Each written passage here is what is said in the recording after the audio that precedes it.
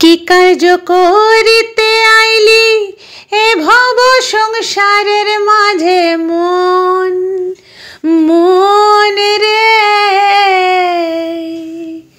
টাকা পয়সা সোনা দানা মরলে তো ভাই সঙ্গে যায় না, যাবার বেলায় চেনা যায় না, ভেবে দেখ মন রে।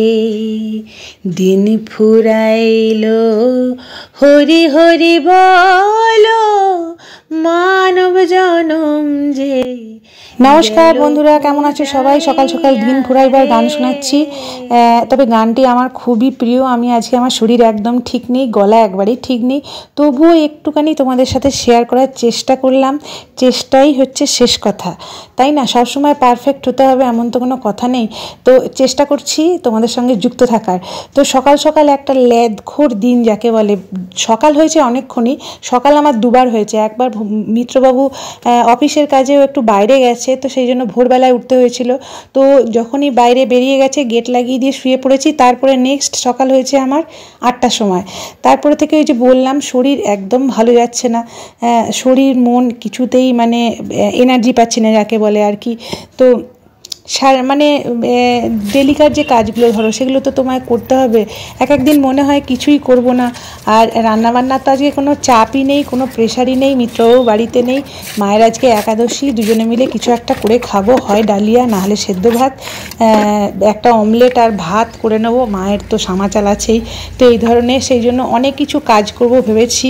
গাছগুলোকে তো জল দিতে হবে। আজকে যেন গাছগুলোও জল দিতে ইচ্ছা করছে না। কালকে হয়েছে কি, জিমে গিয়ে টুইস্ট করতে গিয়ে একটা কোমরে মোচড় লেগেছে। কোমরে না মানে পিছন দিকে একটু মোচড় লেগেছে, তো সেইটা থেকে একটু ঘাট পায় ব্যথা। আমার আবার ঠিক করে জ্বরও আসে না, আবার জ্বরের সমস্ত সিমটমস দেখা দেয়, এইরকম হচ্ছে ব্যাপার স্যাপার। তো এখন ওয়েদারটাও খুব খারাপ। সবাই বন্ধুরা খুব ভালো থেকো।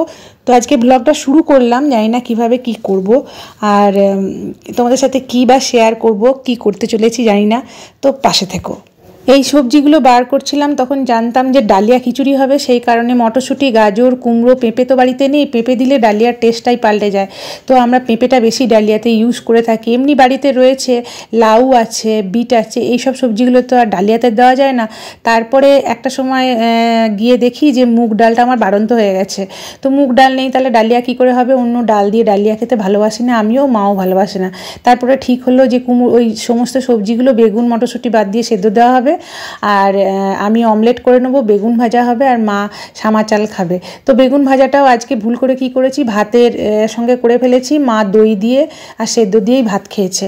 তো এইরকম ব্যাপার হচ্ছে। রেগুলার যে কাজটা করো না, শরীর ভালো না থাকলে না এক এক সময় মানে ভুল হয়ে যায়, আর মানুষ মানে মাইন্ডটাকে আর ঠিক রাখতে পারি না। তো তার মধ্যেও দেখো আমার এই সব কাজ, এগুলো মানে শরীর ভালো নয় তো কী করার দরকার আর কি করার যদি বলো। তো আমি বলবো যে যখন আমি ফাঁকা থাকি না, মানে ঘরে রান্না সেরকম ব্যাপার থাকে না, তখন না আমি এই সব মানে যেগুলো আমি হাত দিতে পারি না সেই সব কাজগুলো বার করে পরিষ্কার করার চেষ্টা করি। এটা আমার একটা বিশাল হেডেক মনে হয়। যেমন এই মিত্রবাবু এই শোকেসটা এমন অবস্থা খারাপ করে রেখেছিল, তাকানো যাচ্ছিল না। তো সেই জন্য অনেক কষ্টে এটা করতে করতে আমার বেলা 12টা বেজে গেছে, ঠাকুরকে জল দিতে আর করতে, স্নান করে। তো এই শোকেসটাকে খুব ভালো করে পরিষ্কার করলাম, সমস্ত জিনিসপত্র গুছিয়ে, মান্তুর আঁকা টাকাগুলো সুন্দর করে গুছিয়ে রাখলাম। একটু গুছানো থাকলে না আমার নিজেরই যখন ফাঁকা টাইমে বসে থাকি আমার তাকিয়ে দেখতে খুব ভালো লাগে। এটা আমার ছোটোবেলা থেকে অভ্যাস। অগোছালো ঘর আমি একদম ভালোবাসি না। তাতে আমার যেরকম স্ট্যান্ডার্ড, আমার স্ট্যান্ডার্ডে খুব দামি আসবাবপত্র নাই থাকুক, আমার স্ট্যান্ডার্ডে খুব বিশাল ফার্নিশিং বা ব্যাপার স্যাপার নাই থাকুক, কিন্তু আমার ঘর যেন পরিষ্কার পরিচ্ছন্ন থাকে, এটুকু আমি মানে খুব চাই। বাথরুম, রান্নাঘর, বিছানা, চাদর এগুলো যেন ক্লিন থাকে। হ্যাঁ, জানি না যখন শেষ বয়সে, এখন থেকেই তো এই শরীরের কন্ডিশন, যখন চুলে পাক ধরবে তখন জানি না আমার কি হাল হবে। কেন কি আমি মেন্টালিটিটা আমার হচ্ছে ওই রকম, বুঝেছো তো? তো এই দেখো টেডিগুলোকে রেখেছি, এইগুলো আজকে তো আবার বৃষ্টি হয়ে গেল, তো টেডিগুলোকে কালকে তখন কাচবো। এগুলো 2 বছর ধরে টেডিগুলো কাচা হয়নি। কত পরিষ্কার সুন্দর দেখতে লাগছে বলো তো? তো ভালো লাগে না একটা সুন্দর পরিষ্কার গোছানো জিনিসপত্র ঘরে থাকবে, যতটুকু থাকুক যাই থাকুক, হ্যাঁ। তো এটাকেও একটু মুছলাম। আর সমস্ত এরকম শোকেস টাইপের এগুলো করে যে কী ভুল করেছি তার ঠিক নেই। আর জিনিসপত্র তো রাখতেও হবে, এই যে বইয়ের এটাকে একদিন পরিষ্কার করতে হবে। তো আমি ছাড়া তো আর কেউ নেই পরিষ্কার করার, তো আমাকেই তো করতে হবে। তো যখন এই রান্নার ব্যাপার থাকে না না, তখন এই কাজগুলো আমি হাত দিই। আর একটু ধোয়াধুয়ি করা, একটু পরিষ্কার করলে না, জিনিসপত্র চেঞ্জ করা, এদিকে জিনিস ওদিকে করা, এইগুলো করলে আমার মানসিকভাবে মানে আমার একটু ভালো লাগে, ভালোবাসি যেটা আর কি। তোমরা কেউ আমার মতো থাকলে তাদের সঙ্গে রিলেট হয়েই যাবে, আর হাত মিলিয়ে নাও আমার সাথে। আজকে ভাত খেতে খেতে অনেক দেরি হয়ে গেছে। মিনা আসতেও অনেক দেরি করেছে। ও কালকে বলে রেখেছিল যে একটু দেরি করে আসবে, ছেলেকে ডাক্তার দেখাবে। তো ওই জন্য আমি কী করি, সকালে সমস্ত ঝাড়ু দিয়ে রাখি, না হলে খুব মুশকিল হয়। এদিকে বিকেলবেলাতেই মিত্রবাবুও চলে এসেছে, ও তাড়াতাড়ি কাজ হয়ে গেছে, সিঙ্গারা জিলিপি নিয়ে এসে হাজির হয়ে গেছে। আর আমার যেহেতু খেতে দেরি হয়েছে, সেহেতু আর এইসব খাবারের কোনো ইচ্ছাই নেই। এই দেখো, আপ সবই কো সিঙ্গারা জিলিপি আর মুড়ি, এরপরে হবে চা। কত কিছু খাবো ভাবলাম প্রথমে যে বাস স্ট্যান্ডে নেমেই ওই দোকানটাতে খাবো কিছু। তারপরে ভাবলাম না, তোমার জন্য তো ভাত করে রেখেছি, ভাত আছে রাত্রে, ভাত স্টেশনে যাবো, নিয়ে ওখানে লিট্টি খাবো, তারপরে ঘর যাবো, এত কিছু ভাবলে নিয়ে তারপরে স্টেশনে না সোমাকে জিজ্ঞেস করি সিঙ্গারা খেলে, তাহলে ঘরেই সিঙ্গারা মুড়ি খাবো। সিঙ্গারা একটা ফালতু খাবার। ক্লাসটা তোমার সেট করাই আছে। সবসময় তো বাড়ির মধ্যে আমার সেরকম সিস্টেম নয় যে লাইট খুব সুন্দর চারিদিকে। এই দেখো ফুলদানিটা ওইখানে করে দিয়েছি, আজকে সারাদিন এই করে বেরিয়েছি, ঠিক আছে। জিম যাওয়া হয়নি। আর এটাতে এখনও ছাদ থেকে ফুল এনে লাগাবো ভেবেছি। দেখো গয়নাগাটি দেখতে কম বেশি আমরা সবাই ভালোবাসি, কিন্তু এত পুরনো জিনিস, এত পুরনো গয়না, সেটাই হচ্ছে কথা। আমার বিয়েরই পাওয়া এগুলো, বেশিরভাগ বিয়েরই পাওয়া। এটা একটা আমার ব্রোঞ্জের চুড়ি, যেটা কালার করা হয়েছে, মানে সোনার জল করা হয়েছে, ঠিক আছে। জানি না কীরকম দেখতে লাগবে। এটা রূপোর চেন। এগুলো তৃষার শালিনী যখন নুপুরটা কিনতে গেলাম, তখন আমি এগুলো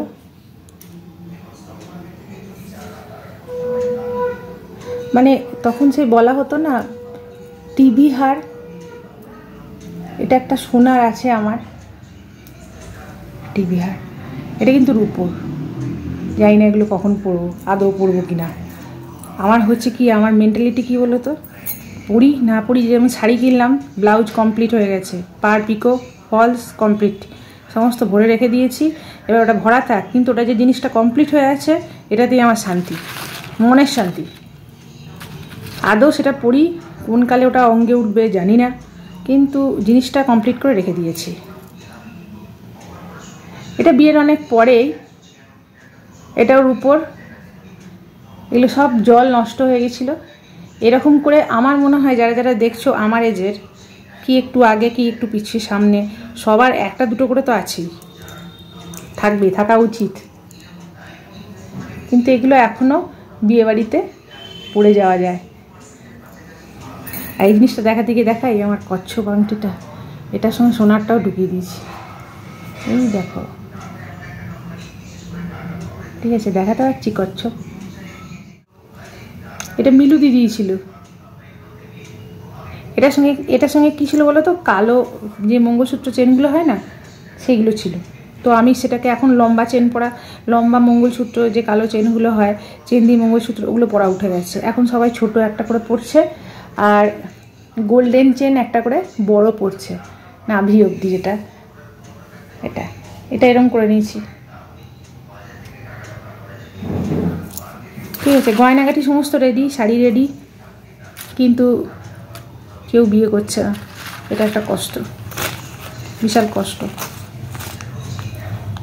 বয়স হয়ে যাচ্ছে, মুখে কত র্যাশ বেরিয়েছে, সিজন চেঞ্জ হচ্ছে, মানে যে কত সমস্যা। গোটা মুখটার দিকে আমি নিজে তাকাতে পারছি না, লোকে তাকাবে তো দূরের কথা, আমি নিজে তাকাতে পারছি না। আমার এত খারাপ অবস্থা স্কিনের, আর সারা শরীরের মধ্যে, শরীরের মুখের মধ্যে যত মানে শরীরে কিছু কন্ডিশন খারাপ চলছে বা মানসিক কিছু কন্ডিশন খারাপ চলছে, তার প্রতিবিম্ব হচ্ছে মুখটা। চোখ দেখে বুঝতে পারবে, গাল দেখে বুঝতে পারবে, সমস্ত দেখে বুঝতে পারবে। তো এই হচ্ছে ব্যাপার। দুঃখ করে লাভ নেই, আবার পাতা ঝরে যাবে, আবার নতুন পাতা গজাবে। সেই জন্য অলওয়েজ প্র্যাকটিক্যাল থাকো, প্র্যাকটিক্যাল কথাবার্তা বলো, প্র্যাকটিক্যালভাবে লাইফটাকে এনজয় করো। তো যাই হোক, 40+ জীবনটা এরকমই। তো সমস্ত ঠেলে সরিয়ে দিয়ে আবার এগিয়ে যেতে হবে। তো ভিডিওটা আর লম্বা করছি না, যখন আমি বকতে থাকবো তখন আনলিমিটেড বকবো, যার কোনো ফুল স্টপ হয় না। তো কালকের জন্য কিছু রাখি। তো আজকের মতো ভিডিওটা এখানে এন্ড করছি। Tata bye, good night.